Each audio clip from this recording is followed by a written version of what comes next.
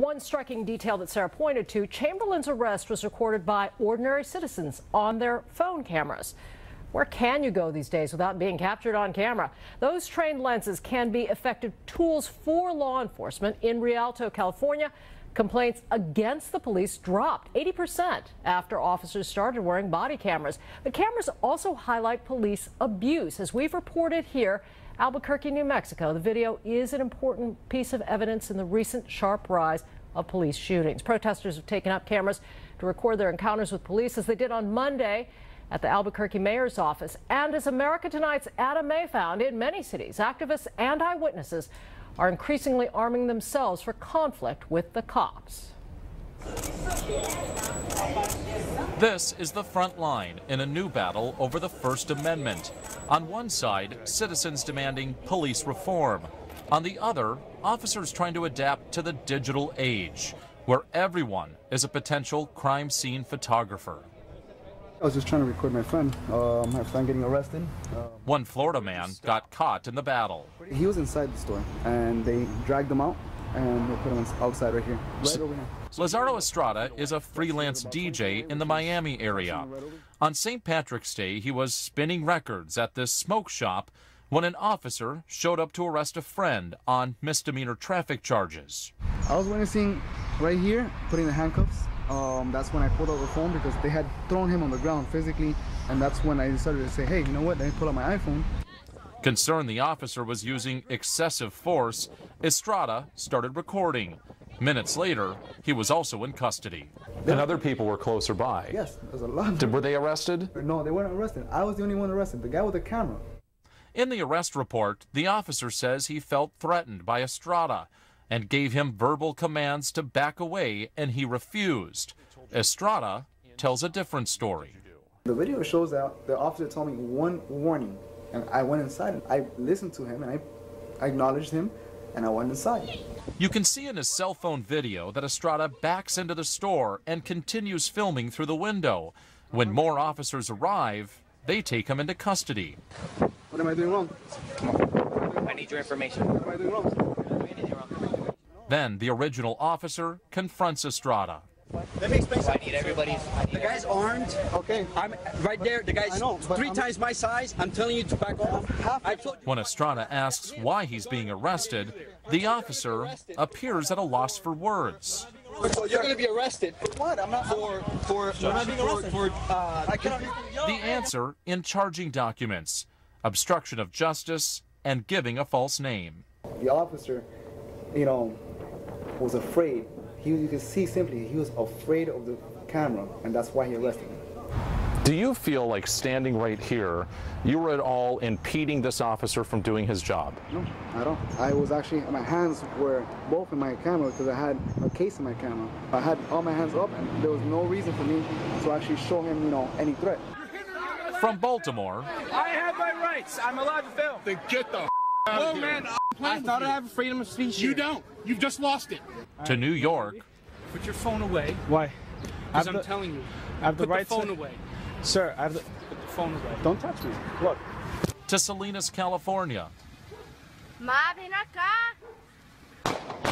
Go away. Okay. Go away. Similar confrontations are happening all across the country. This is an everyday occurrence.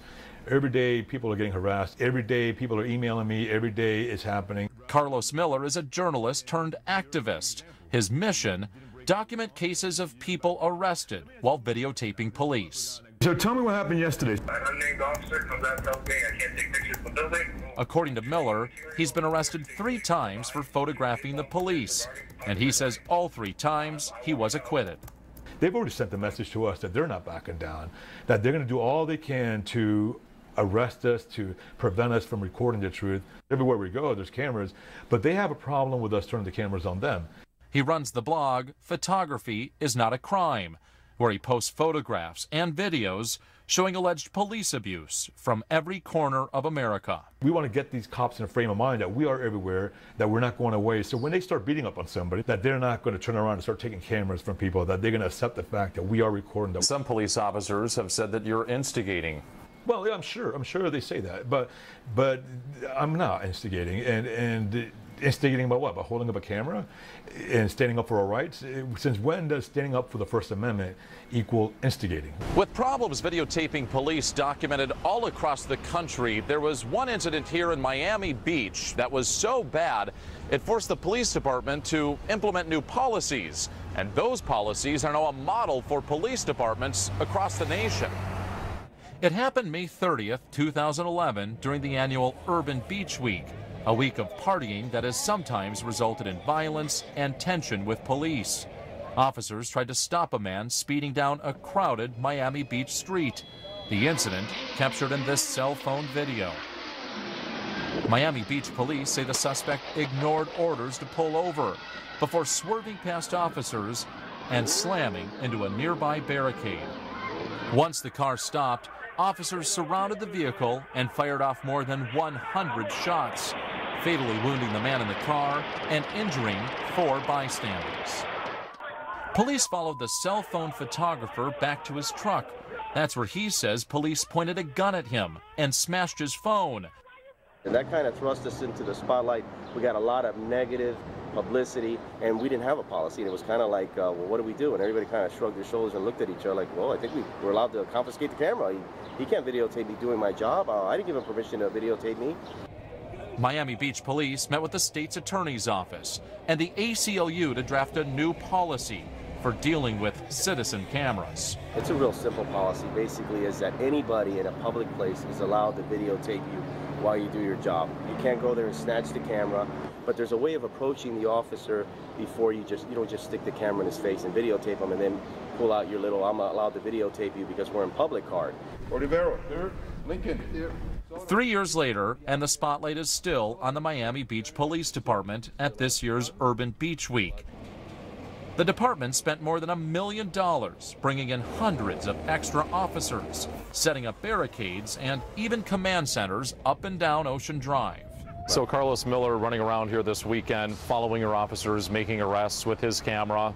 You're okay with that test? We have no problem. In fact, he's going to probably find himself quite bored this weekend because all our officers have been reminded that there are going to be videotaped, not only by Carlos Miller, by citizens in general.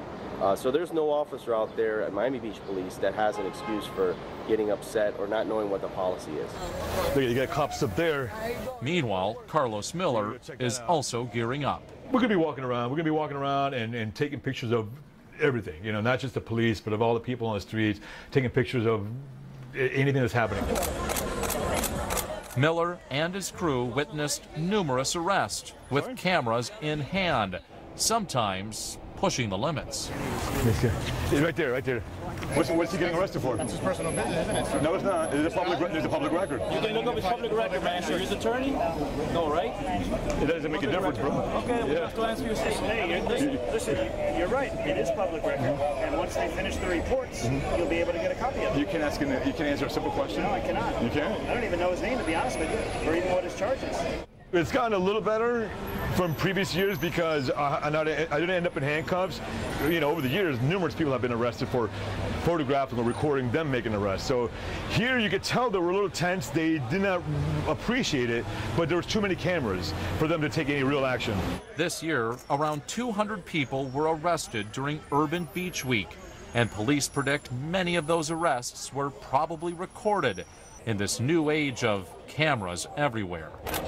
Police work has changed, technology's changed everything. I think there's more accountability now, there's more professionalism, and there obviously is going to be always that lapse in catching up with the times, but we think we've got a good handle on that policy now. Is this good for society, where everyone's under a camera all the time? It's a fact. Whether it's good or bad, there's no going back. You know, we're living in this society.